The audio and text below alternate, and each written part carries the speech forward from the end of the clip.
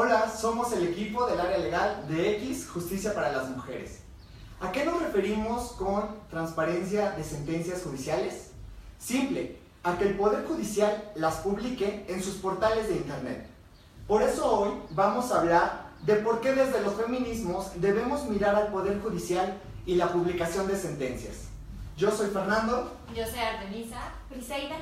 Hola, mi nombre es Fátima y bueno, vamos a comenzar. Una de las primeras razones por la que es importante mirar las sentencias judiciales es por la que mujeres como tú o como yo podemos estar involucradas en algún problema que nos lleve, Dios no quiera, al Poder Judicial y que ahí se nos dicte una sentencia violatoria de nuestros derechos humanos, que nadie conozca, que nadie se pronuncie sobre ella porque está oculta, ¿no? Y en el que, el mejor de los casos, esta injusticia, esta sentencia, se convierta únicamente en estadística judicial.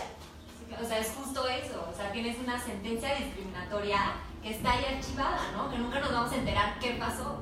Claro, y por eso es importante conocerlas. ¿Ustedes recuerdan el caso de los Porquis? Bueno, pues fue justa esa importancia. Fue Porquis, Yakiri, Dafne, sentencias que se hicieron públicas y que la ciudadanía, medios de comunicación, activistas de derechos humanos, se pudieron pronunciar sobre ella e inclusive, no sé si recuerdan, se levantó una investigación en contra del juez o del tribunal que dictó esa resolución. Bueno, y si ese es el desempeño de jueces y juezas, ¿cómo se evalúa el Poder Judicial? Justamente con la publicación de sentencias podremos saber cómo se imparte justicia en nuestro país y a su vez evaluar el trabajo de los jueces y juezas, así como evaluamos el trabajo del Poder Ejecutivo por medio de los programas, las políticas y las acciones que impulsa, y al Legislativo lo evaluamos por medio de las leyes que propone o emite. Al Poder Judicial únicamente lo podemos evaluar por medio de las sentencias que emiten. En este sentido, otra de las razones, además de poder evaluar a los jueces y juezas, la publicación de sentencias nos permite contar con información tanto cuantitativa como cualitativa sobre la impartición de justicia en nuestro país. Si bien la estadística judicial es importante y tiene que fortalecerse, no basta con saber cuántas sentencias se emiten. Es importante conocer la calidad de los argumentos que contienen, los argumentos que emplean los jueces y juezas para emitir sus resoluciones.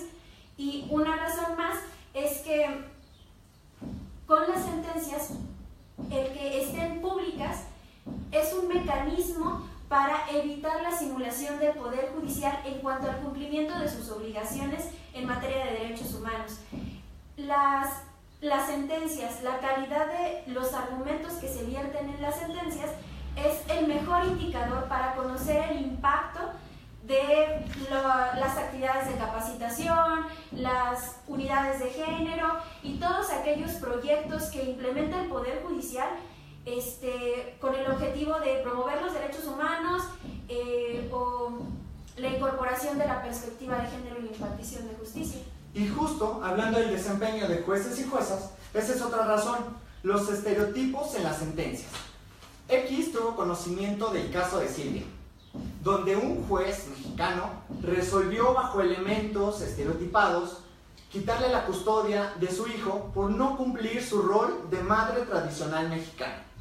Esta sentencia ganó el premio de Women's League a la peor sentencia. Pero ¿saben qué pasó con el juez?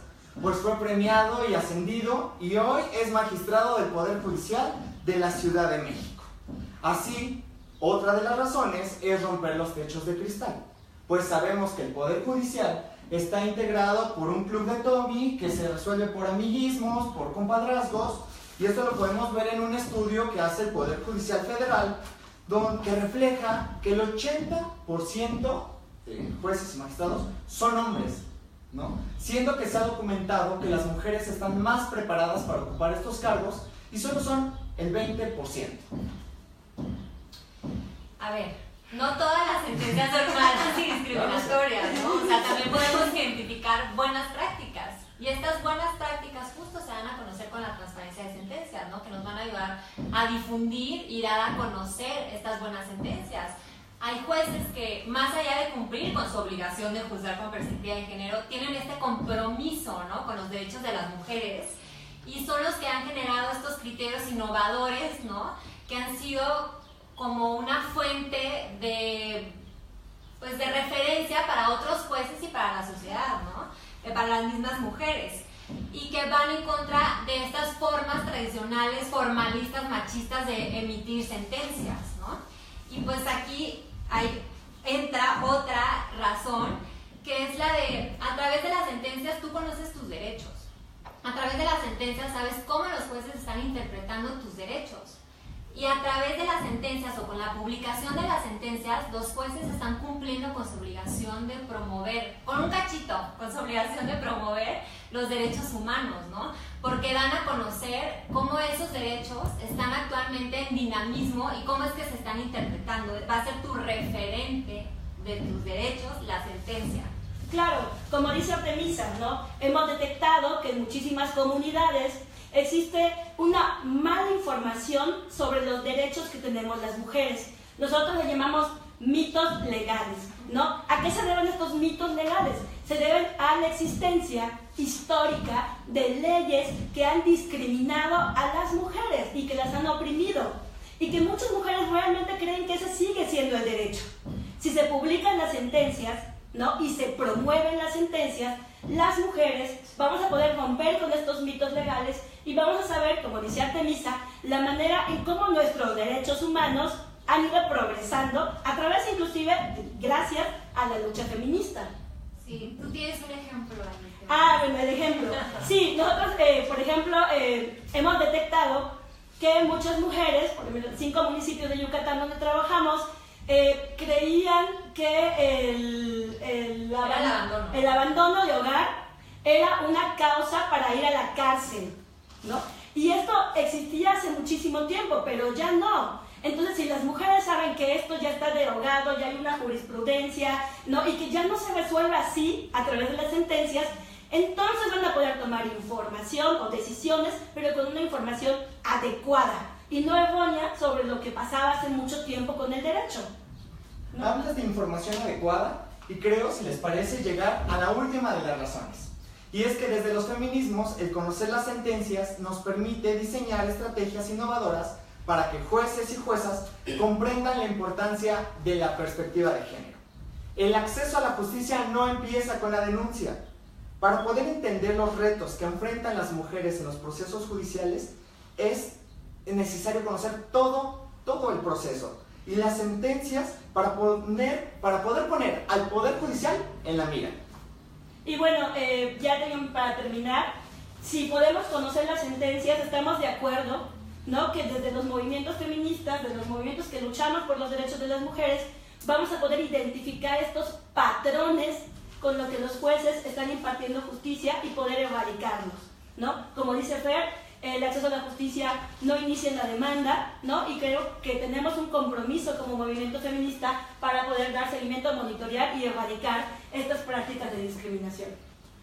Correcto, y bueno, podemos hablar de que acceso a la justicia es acceso a las sentencias también. Y bueno, vamos a ver si tenemos algunas preguntas, porque... A ver, algunas. ¿Qué pasa la modelo? ¿Qué pasa la modelo que nos contaba? A ver, chicas, si nos preguntan, ¿pueden explicar qué ha dicho el Comité CEDAW al respecto? ¿Quién se la No sé dice? si hay alguien.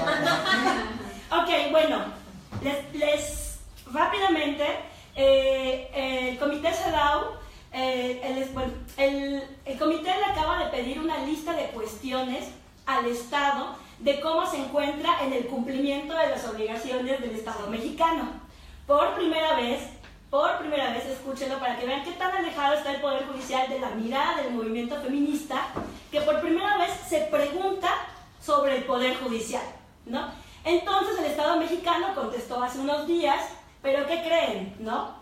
Pues ahora sí que se salió por la tangente y no contestó ninguno de los cuestionamientos que hizo CEDAW, ¿no? Por ejemplo, le preguntaban, a ver, Poder Judicial, dime cómo están ustedes en transparencia y qué tanto están fomentando que se publiquen las sentencias que tienen que ver con derechos de las mujeres, ¿no? Y el Poder Judicial contesta: la Suprema Corte de Justicia y el Consejo de la Judicatura Federal han cumplido con publicar todas las sentencias. Pero ojo, o sea, nosotros estamos hablando de que existen 32 poderes judiciales locales, que es donde día a día y en primera instancia llegan las mujeres. Y sobre eso, simplemente el Estado mexicano se quedó callado, ¿no? ¿Alguna otra cuestión que quieran agregar? Sí, se me está yendo. Hay varias, ¿no? El de mecanismos de... Sí, o sea, también le pregunta, hablaba Fer de las sentencias discriminatorias y le dice, oye, México, pues tú qué haces o qué mecanismos tienes para identificar sentencias discriminatorias. ¿Y qué dice? Sí, ahí hay un mecanismo, sí, hay una declaratoria. ¿Qué declaratoria? O sea, ¿de qué está hablando? ¿No? Es súper como difuso y realmente no está contestando lo que le estás preguntando, la importancia de un mecanismo para ubicar estas sentencias discriminatorias más allá de la transparencia y nosotros como sociedad poderlas identificarlas, ¿no? Ok, si les parece vamos con otra. A ver. Y nos preguntan, ¿cuáles son los poderes judiciales que no hacen públicas sus sentencias? Puedo adelantarme y decir que en el informe realizado por X en 2015, ningún poder judicial local cumplía satisfactoriamente con su obligación de publicar sentencias judiciales. El día de hoy tú tienes una versión, ¿no?, de la Plataforma Nacional de Transparencia. Sí, tenemos los de cómo datos. se encuentran No sé si los quieres dar o quieres que nos lo vayamos. locales. Sí, bueno, pues miren, hay 10 estados que no tienen publicado nada y que están tomando como pretexto un concepto ahí difuso de interés público, ¿no? Les explico para que entiendan rápidamente, ¿no? Los poderes judiciales, con la Ley General de Transparencia, solo están obligados a publicar información de interés público, ¿no? Y ustedes dirán, ¿qué es interés público? Muy fácil. Para el movimiento feminista y para X Justicia, interés público son todas las sentencias, porque se está resolviendo sobre derechos y porque es la función principal del Poder Judicial. Sin embargo, los poderes judiciales, ¿no?, se están saliendo otra vez por la tangente y dicen, ¿qué crees? No tengo ninguna sentencia de interés público. Y no están publicando nada, se están excusando en el concepto de interés público para decir, pues no hay nada público, porque además ayer contestaba el presidente del Tribunal Superior de Zacatecas, ¿no?, a quien demandamos por no publicar nada, y dijo, es que yo no he detectado que tenga una sentencia de relevancia nacional. O sea, no es así. Inclusive los lineamientos del INAI, que es el Instituto Nacional de Transparencia, te dicen, interés público es aquella información importante para que la gente, para que la gente sepa qué es lo que estás haciendo. ¿Sentencias? ¿No? Entonces, a ver, por favor, presidente, ponte a leer, ¿no?, qué dicen los lineamientos y no me salgas pues con algo que pues no, y no engañes a la gente, ¿no? Y qué bueno que dices esos argumentos, porque otra duda es de qué manera se puede obligar a los poderes judiciales a publicar las sentencias. Y es que ya está la obligación en la ley. En la Ley General de Transparencia dice que hay que publicar las versiones públicas de las sentencias que sean de interés público y las leyes locales se homologan. ¿Qué significa? Tienen la misma obligación. Solo algunos estados, que son 3, tienen la de publicar todas. Pero al final todos los poderes judiciales locales tienen esa obligación. Sí. Y como tú dijiste, malinterpretar o hacer una interpretación sobre interés público como interés nacional o ninguna sentencia es el resultado. Sí, al final no se eximen del cumplimiento de su obligación. En nuestro informe que comenta Fer, ahí hacen varias propuestas para incentivar la publicación de las sentencias, ¿no? Una es que será este contenido interpretativo a interés público, y también se hablaba de una reforma a la ley, ¿no?, a la ley general, para precisar desde la ley ese contenido y que no puedan salirse por la tangente y decir, no, pues es que ninguna es de interés, a nadie le importa, son como conflictos entre privados, ¿no?, que es lo que muchas veces dicen. Claro. Perdón, una última, ¿cómo le podemos hacer? ¿No? Si las feministas nos queremos meter en este tema, dentro de las leyes locales hay un apartado que se llama denuncia ciudadana.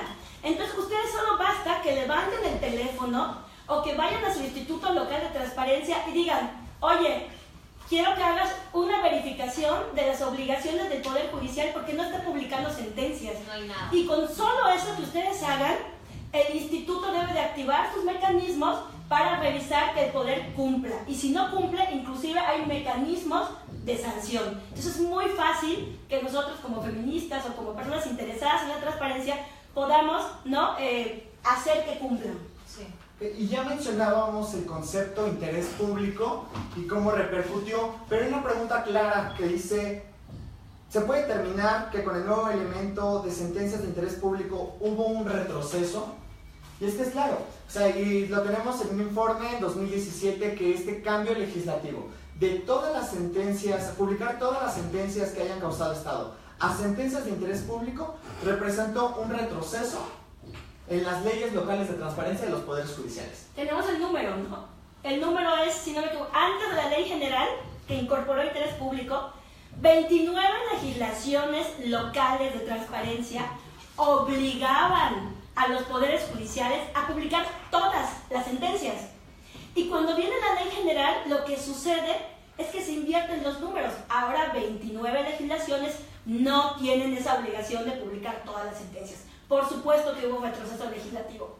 Y es que está ahí en la ley, pero es cómo lo está interpretando el sujeto obligado que se manifiesta en un retroceso, ¿no? O sea, si yo soy un poder judicial que tengo una interpretación de mis sentencias como la forma de legitimar mi trabajo, ¿no? Pues yo considero que todas son de interés público y por lo tanto lo voy a transparentar, o sea, eso no queda ninguna duda. Y la ley te abre esa puerta. Pero si eres un poder judicial opaco, dices, no, pues yo voy a interpretar ese interés público en la forma más limitada, y tenemos los casos como el de Zacatecas que digo, no, pues si es que no hay ninguna tan importante, ¿no? O sea... Claro, retomando justo lo que dice Artemisa, ayer el presidente del tribunal dijo, yo cumplo con la ley y la ley es ambigua, entonces si yo no publico nada no quiere decir que esté incumpliendo, ¿no? Pero ojo, sí estás incumpliendo, porque tú tienes la obligación de interpretar. Para eso está la interpretación conforme. Es como si tú me dijeras, presidente del tribunal, que hay una ley que te dice mata a las mujeres, y tú cumples con la ley mata a las mujeres y estás cumpliendo con la ley, claro, pero no estás cumpliendo con realmente tus obligaciones de interpretación. Sí, y hay un punto ahí, o sea, incumple la ley, pero también está violando mi derecho a acceso a la información. O sea, en el momento que ellos dejan de transparentar su actuar, incide directamente en el derecho que yo tengo a saber cómo están resolviendo, cómo están garantizando mis derechos y cómo están haciendo su trabajo. Esperamos con esto haber respondido a Carla Flores, que fue quien nos preguntó eso. Y Vianney Ibáñez pregunta de qué manera se puede hacer coercible que los poderes judiciales cumplan con sus responsabilidades. No, es parte de... Pues está el mecanismo, ¿no? Yo creo que ya la contestamos. Y también presentamos una demanda, eso, ¿no? justo, hay que compartir que presentamos una demanda. Bueno, sí, comparte arte. Adelante. La demanda se presentó ante 112 autoridades, ¿cierto? Se va a ampliar a 102 o 112. Total, son 112. Ahorita se empezó con los jueces que están en Zacatecas, más cerca de la capital, porque si no, el emplazamiento iba a generar que este juicio de amparo se alargara muchísimo. Pero aquí es justo lo que demandamos. O sea, yo me meto a tu portal, yo no veo ninguna sentencia, yo tengo derecho a saber las sentencias, estás violando mis derechos, entonces yo te vengo a demandar. Al final, lo que nosotros buscamos es que se declare ese actuar o esa omisión o acción de no enseñar las sentencias o de decir, pues no, yo considero que ninguna son de interés público, que es inconstitucional, o sea, va en contra de mis derechos que me protege la Constitución. Y eso, y también que al final con esta sentencia de amparo que se obtenga, sí buscamos que se le dé contenido a esto de interés público para efectos de que se consideren las sentencias de interés público. Eso es lo que buscamos con la demanda, y al final, si logramos esto, pues es una forma de obligar a los poderes judiciales. O sea, tienes que cumplir una sentencia de amparo, ¿no? La tienes que cumplir. Y sobre esta demanda de amparo fue que vino la respuesta del presidente del Tribunal de Zacatecas. Sí, no hay nada. Fue una respuesta a prensa donde se les ponemos ahora en el link para que ustedes vean el pronunciamiento. Les invitamos a checar las notas que han salido a raíz de la demanda. Que esperemos así conteste también la demanda. Exacto. ¿no? Y que ojo, que no les den la tole con el dedo, porque mucho lo que dicen los jueces es de, a ver, yo no publico porque es datos de particulares, son datos de privados que yo no puedo poner a disposición de cualquiera. Eso ya está superado, esa discusión no existe, es una falacia. Una cosa es que las sentencias tengan datos públicos y otra cosa es que la obligación del Poder Judicial es que publique las versiones públicas, es decir, aquellas que protejan los datos personales. Y con esto ya estás cumpliendo. No hay tensión entre protección de datos personales y la publicación de las sentencias. ¿No? Perfecto, pues si les parece, con esto podemos ir cerrando. Agradeciendo este bloque que tenemos, ya no hay más preguntas, así que pues agradecemos que hayan estado con nosotras y compartan la información. Nos importa las feministas.